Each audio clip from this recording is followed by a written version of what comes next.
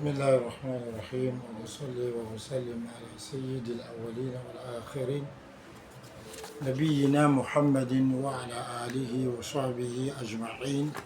الحمد لله إخوتنا الكرام وأخواتنا الكريمات، نواصل درسنا مع أحكام الأضحية. سبق لنا أن ذكرنا أهمية القيام بالأضحية، وذكرنا أيضا الحكم المتعلقة بالأضحية، وذكرنا شروط المضحي.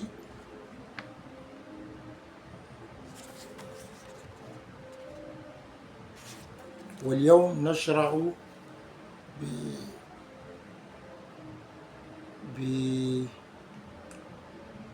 بذكر ما يتعلق بالأضحية نفسها.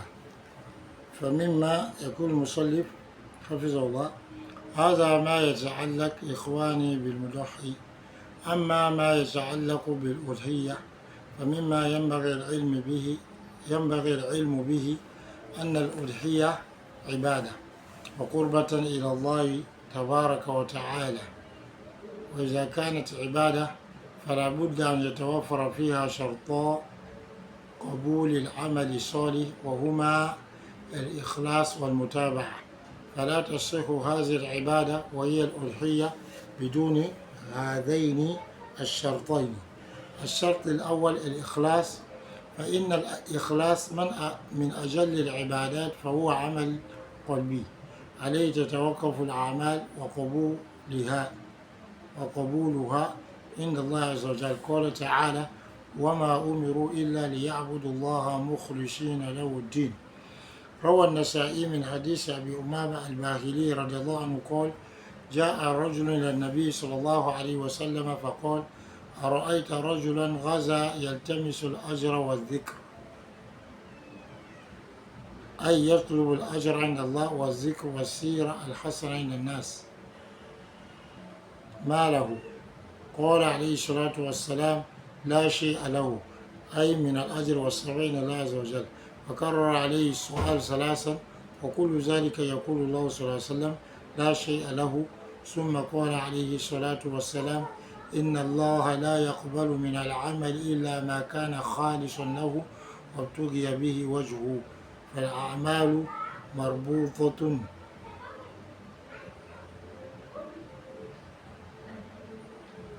ومنوط قبولها بالإخلاص لله عز وجل. وأيضا الشرط الآخر وهو المتابعة للنبي صلى الله عليه وسلم، بمعنى أننا ننظر ما هي الضوابط وما هي القيود وما هي الشروط وما هي الأمور التي أمرنا بتحقيقها وإيجادها في هذه العبادة، وهي الأضحية. هناك عدة ضوابط أو شروط كما يسميها العلماء لابد من توفرها في الأضحية، وإلا كانت غير صحيحة. Alhamdulillah, chers frères et sœurs, nous continuons notre cours sur les règles se rattachant à l'Udhiyya. Aujourd'hui, après avoir parlé de l'importance de l'Udhiyya, qui est l'émulation qu'on fait le jour de la fête, et évoquer alors les sagesses qui y sont contenues, aussi évoquer les conditions se rattachant au sacrificateur. Aujourd'hui, nous nous intéressons aux conditions qui se rattachent à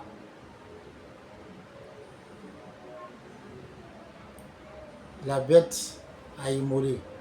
Mais bien avant cela, chers frères et sœurs, il convient de savoir que l'Udhiyya, c'est un acte d'adoration et c'est un acte qui nous rapproche d'Allah. Et si c'est un acte d'adoration, il faut que cet acte d'adoration remplisse deux conditions: les conditions d'acceptation de la bonne œuvre, qui sont l'ikhlas, la sincérité, et al-mutaba'a, le fait donc de suivre la sunna de Rasulullah sallallahu alayhi wa sallam dans cette adoration. Cette adoration donc qui est al-udhiyya n'est donc pas valable, cette immolation, sans ces deux conditions. La première condition, c'est l'ikhlas, la sincérité. Et cette sincérité fait partie des plus grandes des adorations, parce que c'est une œuvre du cœur, une action du cœur. Et les actions et leur acceptation sont assujetties à la sincérité. Allah dit subhanahu wa ta'ala, on ne leur avait cependant ordonné que d'adorer Allah subhanahu wa ta'ala en lui vouant un culte pur. Surat al-Bayyina, la preuve évidente, verset 5. L'imam al-Nasa'i rapporte dans le hadith d'Abi Umama al-Bahili, qu'Allah lui l'agrée, un homme est venu au prophète sallallahu alayhi wa sallam et a dit, que penses-tu, ya Rasulallah, de quelqu'un alors qui sort pour combattre sur le chemin d'Allah et qui recherche la récompense et le fait que les gens parlent en bien de lui. Le prophète sallallahu alayhi wa sallam a dit, il n'a rien. Il n'a rien comme récompense ni salaire. Et l'homme a répété cette parole 3 fois.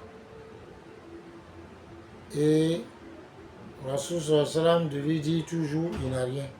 Ensuite, le prophète sallallahu alayhi wa sallam dit, Allah n'accepte des actions que ce qui est voué uniquement à Allah subhanahu wa ta'ala et celles par lesquelles on ne recherche que la face d'Allah.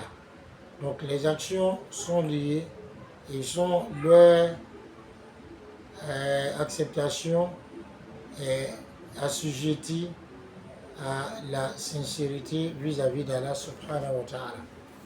C'est pourquoi, chers frères et sœurs, Allah subhanahu wa ta'ala dit لن ينال الله لحومها ولا دماؤها ولكن يناله التقوى منكم. Ni les chairs ni les sangs n'atteindront jamais Allah, mais c'est votre crainte révérentielle qui atteindra Allah. Donc j'ai le plus gros mouton, bien la plus grosse vache de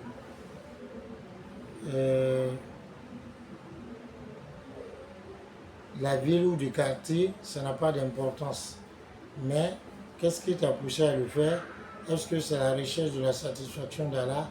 C'est le fait de vouloir se conformer à l'ordre d'Allah? Ou bien c'est le fait donc de rechercher, de faire de la fanfaronnade, le fait donc de chercher à se faire voir des m'as-tu-vu? Une autre condition, c'est al-mutaba' al-nabi sallallahu alayhi wa sallam, fait de suivre Rasulullah sallallahu alayhi wa sallam. C'est-à-dire, on regarde quels sont les principes, quelles sont les restrictions, quelles sont les conditions, quelles sont les affaires dont on demande de réaliser, donc dont on ordonne de réaliser et de les avoir dans cette adoration l'udhiyya. C'est ça en fait la mutaba, le fait de suivre le suivi de la sunna de Rasulullah sallallahu alayhi wa sallam. Bien sûr, il y a des principes ou des conditions, comme les appellent les savants, donc on doit forcément remplir dans notre udhiyya, notre bête à immoler et dans notre immolation. Sinon, l'immolation et l'acte d'immolation devient non authentique, donc ce n'est pas accepté. Donc qu'Allah nous accorde la bonne compréhension, qui nous aide à l'adorer de la façon qui va le rendre satisfait de nous. Inch'Allah, dans les vidéos à venir, ou alors dans les cours à venir, on va s'intéresser à ces conditions-là, ces principes-là qu'il faut avoir dans notre adoration pour que ça puisse être accepté. Salam alaikum.